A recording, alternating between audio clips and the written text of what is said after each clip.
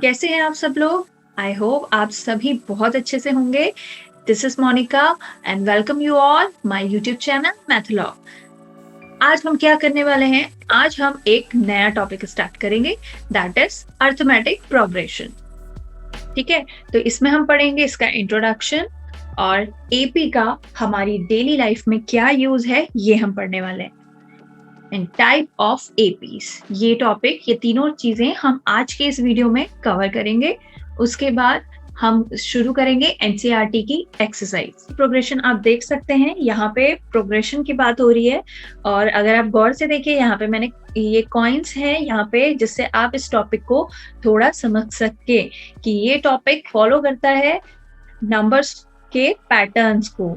ठीक है, तो यहाँ पे एक कॉइन है, यहाँ पे 3, यहाँ पे 5, यहाँ पे 7। तो ये जो चारों के चार है, जो कॉलम्स में जो कॉइन रखे गए हैं, ये किसी पैटर्न को फॉलो कर रहे हैं।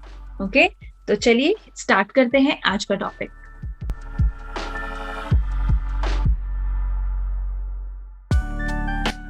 तो इस पिक्चर में देखिए, इस पिक्चर की क्या खासियत है। यहाँ पे एक पैटर्न हमें दिख रहा है जो रिपीट हो रहा है। So certain pattern has been followed in this image. तो अर्थमेटिक प्रोग्रेशन में भी हम ऐसे ही कुछ पैटर्न को फॉलो करेंगे। Why arithmetic progression? हम क्यों पढ़ रहे हैं अर्थमेटिक प्रोग्रेशन? इसका मतलब क्या है हमारी लाइफ में? तो चलिए एक इजी से एग्जाम्पल से हम समझते हैं इस चीज को। मैं जब क्लास 6 में थी, ठीक है, तो मुझे स्कॉलरशिप मिलती थी, that was 1000 rupees per year. Okay, तो ये डिसाइड हुआ कि हर साल मेरी जो स्कॉलरशिप है 1000 रुपीज की, उसमें 500 रुपीज का इंक्रीमेंट होगा, मतलब 500 रुपीज मुझे ऐड होके मिलेंगे, राइट। तो मींस क्लास 6 में जो मुझे स्कॉलरशिप मिलती थी दैट वाज 1000 रुपीज। तो अब मुझे क्लास 7 में कितनी स्कॉलरशिप मिलेगी? बिकॉज नेक्स्ट ईयर में क्लास 7 में होंगी, तो इसमें हम 500 और ऐड कर लेंगे। तो ये क्या हुआ, 1500 स्कॉलरशिप जो मुझे क्लास 7 में मिली थी। अब क्लास 8 में मुझे कितनी मिलेगी? हम अगेन यहाँ पे 500 ऐड करेंगे, so it will be now 2000 rupees. Okay, तो ऐसे ही क्लास 9th में मुझे scholarship milli 2500 and class 10th में 3000। पैटर्न फॉलो हो रहा है। इस पैटर्न के अकॉर्डिंग क्या है, जो नेक्स्ट ईयर मुझे स्कॉलरशिप मिल रही है वो पहली वाली से 500 रुपीज एक्स्ट्रा है। ठीक है, तो ये सीरीज मैंने इस तरीके से लिख दी है। तो अब यहाँ पे आप इजीली समझ सकते हैं कि नेक्स्ट नंबर के लिए हमें प्रीवियस वाले नंबर में 500 ऐड करना पड़ेगा, तो हमें ये नेक्स्ट नंबर्स मिलते रहेंगे। तो ये एक सीरीज है जो अर्थमेटिक प्रोग्रेशन पे बेस्ड है। बट ये हमने बात करी है क्लास 10 तक।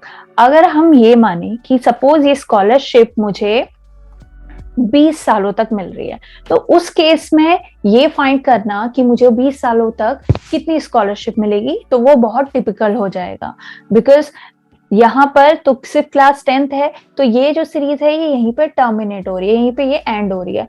बट अगर मैं नेक्स्ट B20 ईयर्स के लिए निकालूं तो ये आगे भी जाएगी। ठीक है, तो उस केस में ये बहुत थोड़ा मुश्किल हो जाता है कि हम फाइंड करें जो वैल्यू हमें चाहिए। तो उस केस में हम अर्थमेटिक प्रोग्रेशन की हेल्प से इजीली फाइंड कर सकते हैं कि आफ्टर 10 इयर्स या आफ्टर सो मेनी इयर्स हम मुझे कितनी स्कॉलरशिप मिलेगी। तो यही अर्थमेटिक प्रोग्रेशन का आपकी लाइफ में यूज है।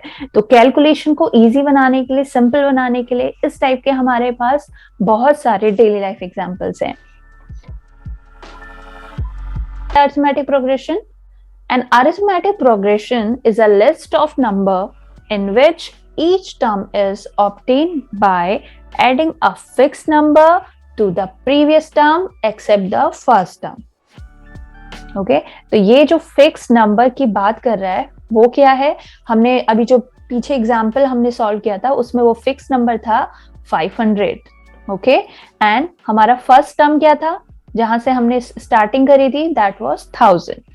ओके, तो ये अब आपको समझ में आ गया होगा। So this fix number is called common difference. ठीक है, तो ये डिफरेंस क्यों है?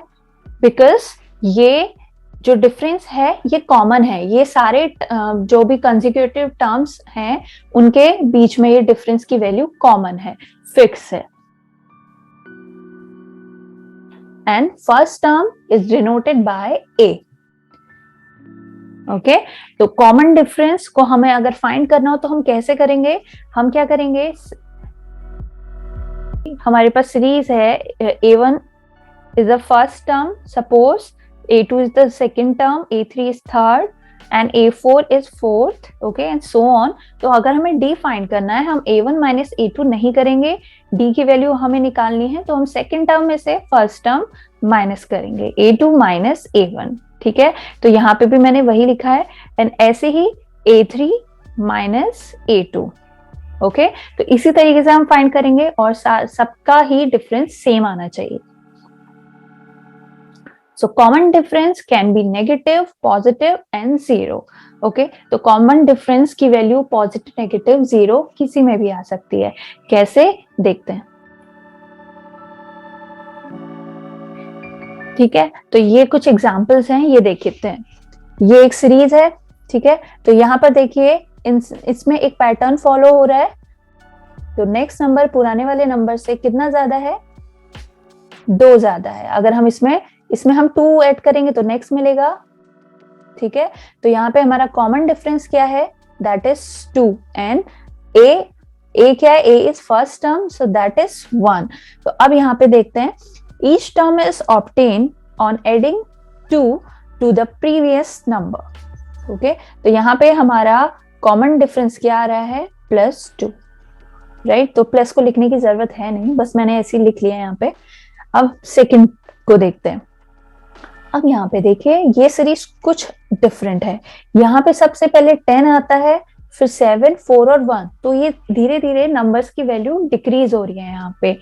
तो अब हम यहाँ पे चेक करते हैं कि ये क्या पैटर्न फॉलो कर रहा है।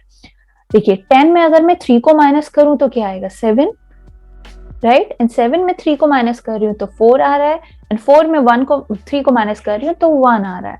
तो इस केस में each term is obtained by adding -3 to the previous number, ठीक है। तो यहाँ पर d की वैल्यू क्या होगी?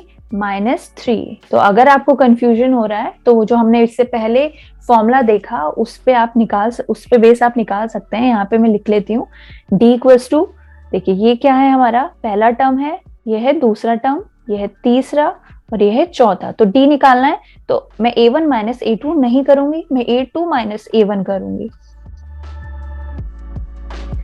So A2 is 7 minus 10, so that is -3, okay, and same for the next 4 minus 7 is the -3। तो इसलिए यहाँ पे कॉमन डिफरेंस -3 आया है।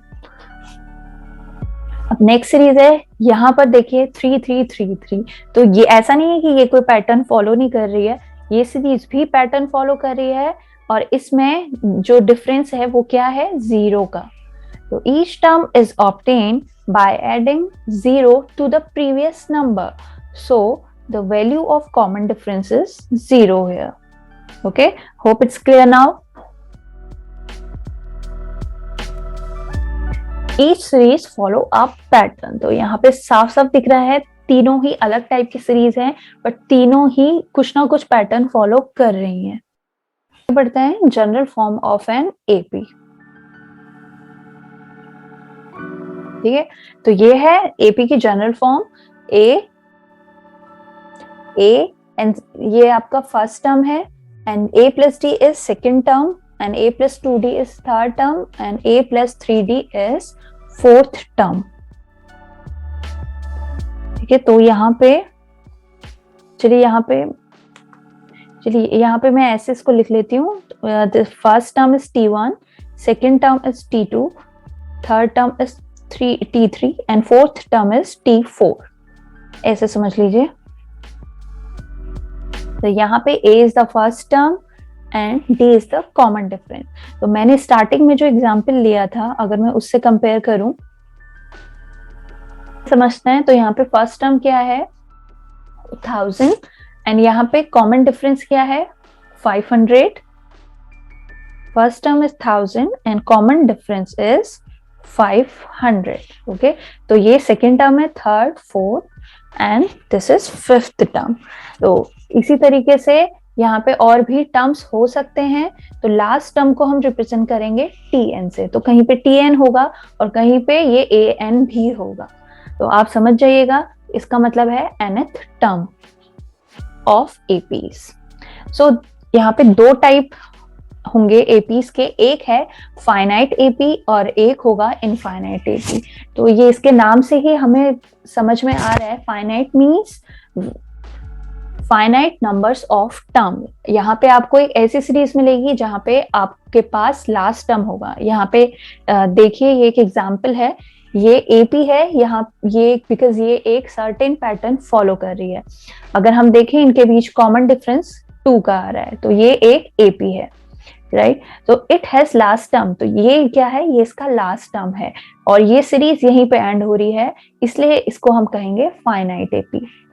Okay, now infinite AP। Infinite AP में क्या होगा, infinite numbers of a term.